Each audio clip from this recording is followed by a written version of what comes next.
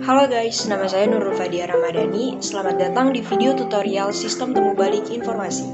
Jadi di video ini kita bakalan belajar bareng bagaimana cara efektif untuk mencari, menemukan, serta menggunakan informasi untuk memenuhi kebutuhan informasi dan mendukung aktivitas kita, khususnya aktivitas perkuliahan. Oke, langsung aja kita menuju ke pembahasan. Enjoy this video. Oke guys, pertama-tama yuk kita kenalan dulu sama Springer Link. Apa sih Springer Link itu? Springer Link merupakan sebuah basis data full text yang terintegrasi untuk jurnal dan buku yang diterbitkan oleh Springer. Nah, Springer Link saat ini menawarkan lebih dari 1.250 jurnal peer review secara penuh dan lebih dari 10.000 secara online. Springer Link ini merupakan penerbit open access terbesar di dunia. Nah, Springer Link merupakan salah satu jurnal yang dilanggan Undip. Gimana sih cara kita dapat mengakses jurnal tersebut? Mahasiswa hanya perlu login siap dengan akun SSO yang telah dimiliki, kemudian pilih option jurnal yang dilanggan Undip, serta pilih Springer Link. Nah, untuk dapat membaca jurnal melalui Springer Link, kita hanya perlu memasukkan kata kunci atau query sesuai dengan apa yang kita butuhkan. Nah, setelah mengetahui tentang jurnal Springer Link dan beberapa fitur yang dimiliki, insight baru ini tentunya akan memudahkan kita dalam melakukan penelusuran informasi, sehingga kita bisa memaksimalkannya dengan membuat strategi penelusuran informasi. Dengan menerapkan strategi penelusuran informasi, maka akan menghasilkan recall yang seimbang dengan precision, sehingga kita dapat menemukan informasi yang benar-benar relevan dengan yang kita cari. Nah, untuk itu, kita perlu melakukan beberapa langkah nih agar penelusuran kita lebih efektif, yaitu dengan mengidentifikasi kebutuhan informasi kita terlebih dahulu. Kalian tahu nggak sih, dengan melakukan identifikasi kebutuhan informasi, maka kita akan lebih mudah dalam menemukan informasi yang kita inginkan, serta kita juga dapat menemukan informasi yang lebih spesifik loh. Bermanfaat banget kan? Ada 3 langkah nih yang perlu kalian lakukan. Pertama, identifikasi rumusan masalah. Kedua, yaitu mengembangkan kata kunci. Dan yang terakhir, memformulasikan kata kunci. Mari kita mulai dari langkah pertama. Yang harus kita lakukan yaitu mengidentifikasi rumusan masalah.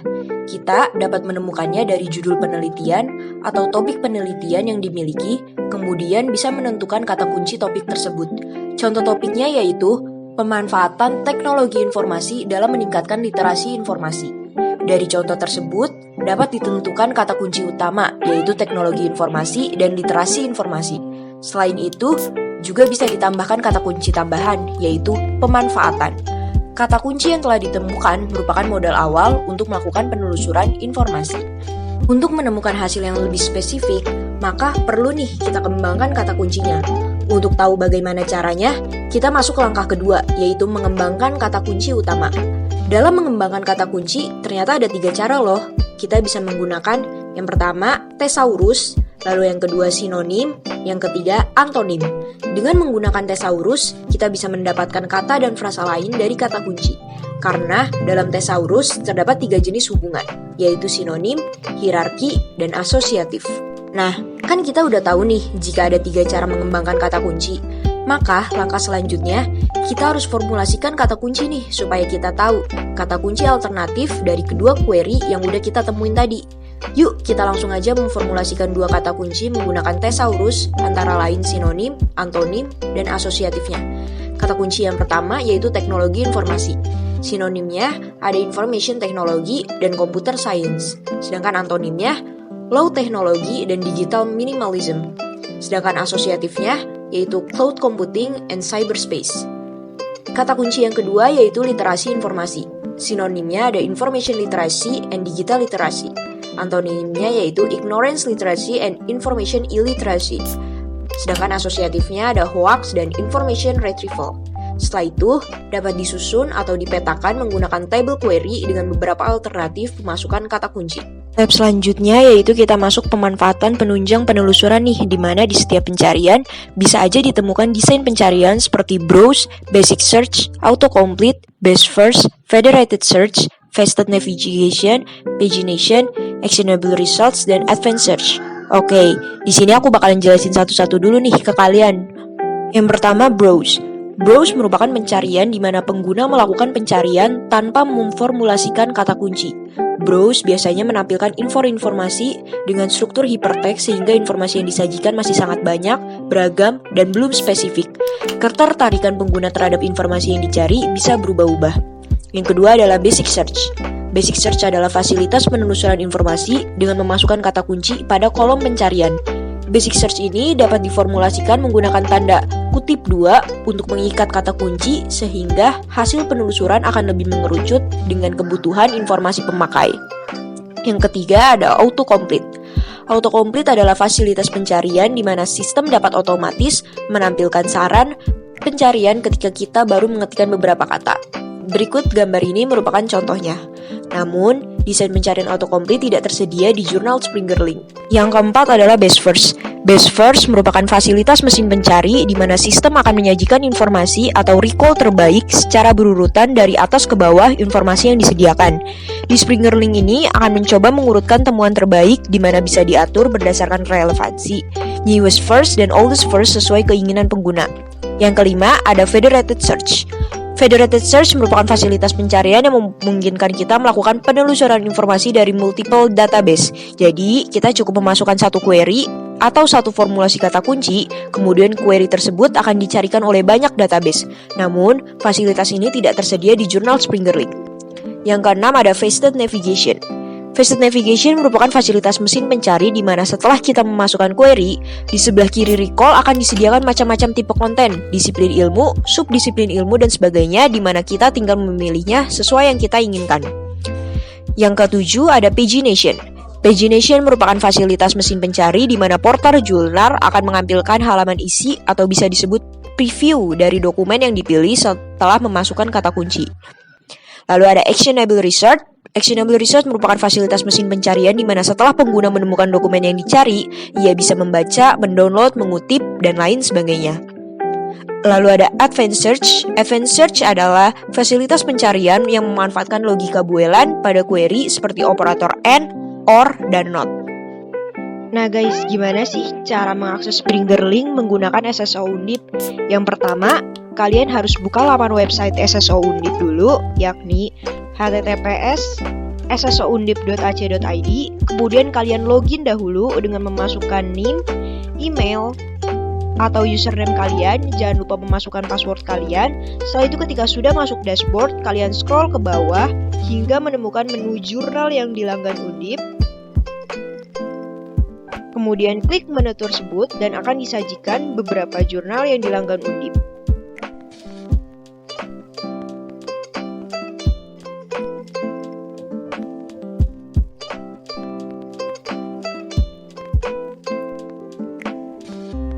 Kemudian akan muncul tampilan seperti ini. Maka kita klik Springer Link.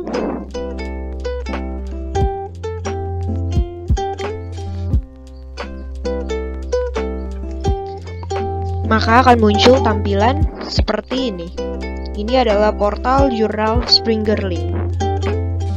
Baiklah, setelah kita mempunyai kata kunci utama dan mengetahui beberapa fasilitas pencarian di portal jurnal Springer Link, maka langkah selanjutnya ialah melakukan praktik penelusuran dengan menggunakan kata kunci utama, yakni information literasi ke dalam desain pencarian. Yang pertama, kita akan melakukan pencarian menggunakan basic search. Kita hanya perlu memasukkan kata kunci information literasi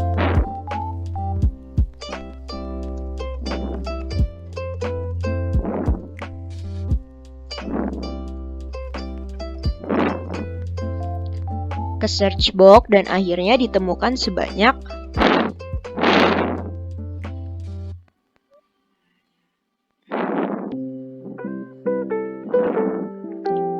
132.034 results.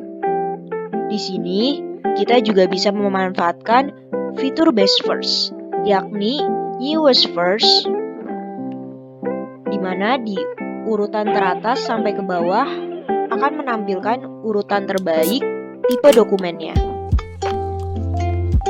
Kita juga bisa menampilkan Best First sesuai dengan dokumen yang dipublikasikan menurut tahun terbit. Di sini, aku menyontohkan dari tahun 2015 sampai 2022. Dan menggunakan Best First menurut relevance. Nah, yang terakhir, kita akan mencoba melakukan browsing biasa di menu Home dengan memilih disiplin ilmu Computer Science.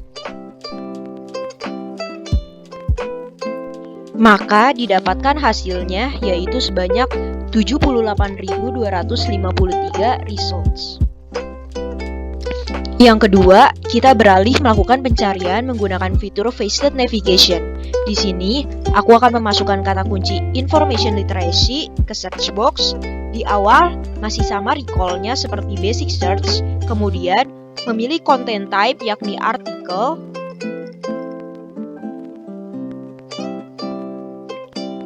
disiplin Computer Science,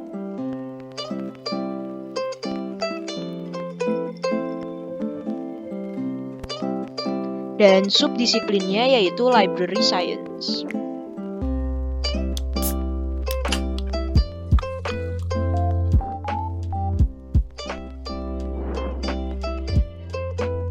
Maka ditemukan recall-nya yaitu 208 results. Lalu content type-nya yaitu artikel,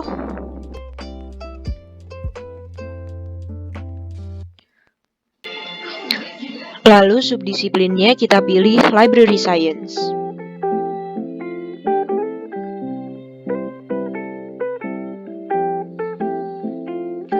Maka akan ditemukan sebanyak 8.329 results. Baik teman-teman, selanjutnya adalah seleksi informasi. Tujuan dari seleksi informasi sendiri adalah untuk menyaring informasi-informasi yang ada sesuai dengan kebutuhan kita. Sebagai contoh, kita akan menggunakan desain pencarian Advanced Search. Caranya yaitu dengan memasukkan kata kunci yang sudah diformulasikan sebelumnya pada kolom pencarian di menu Advanced Search. Lalu kita tekan Search. Di sini kita menggunakan semua alternatif kata kunci.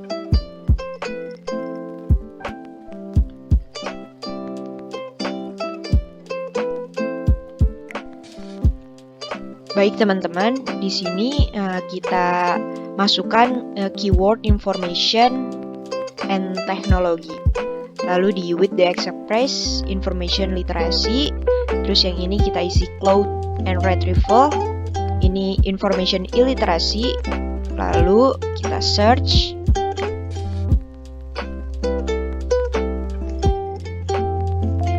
Maka results-nya yaitu 1811 results. Nah, kita bakalan mengerucutkan lagi dengan Faceted Navigation, yaitu content type-nya kita pencet artikel, terus disiplinnya kita pencet Computer Science, lalu subdisiplinnya yaitu Library Science. Maka ketemu 49 results. Baik teman-teman, setelah kita melakukan seleksi informasi, kita dapat menemukan pagination. Pagination sendiri merupakan preview dari informasi yang kita pilih. Lalu kita juga melakukan actionable results. Actionable results sendiri adalah aksi apa yang saya lakukan setelah saya mendapatkan informasi tersebut. Nah, actionable results yang saya lakukan adalah saya mengunduhnya. Saya mengunduhnya, lalu file tersebut sudah tersimpan di laptop saya. Oke guys, gitu dulu penjelasan dari aku tentang video sistem temu bolif informasi. Apakah cukup dimengerti? Mungkin segitu dulu penjelasan tentang cara efektif untuk mencari, menemukan, serta untuk menggunakan informasi. Oh iya, jangan lupa selalu mematuhi peraturan untuk menggunakan informasi yang kalian temukan ya. Semoga saja kalian lebih mengerti adanya video ini untuk menggunakan informasi yang kalian akan gunakan. Terima kasih.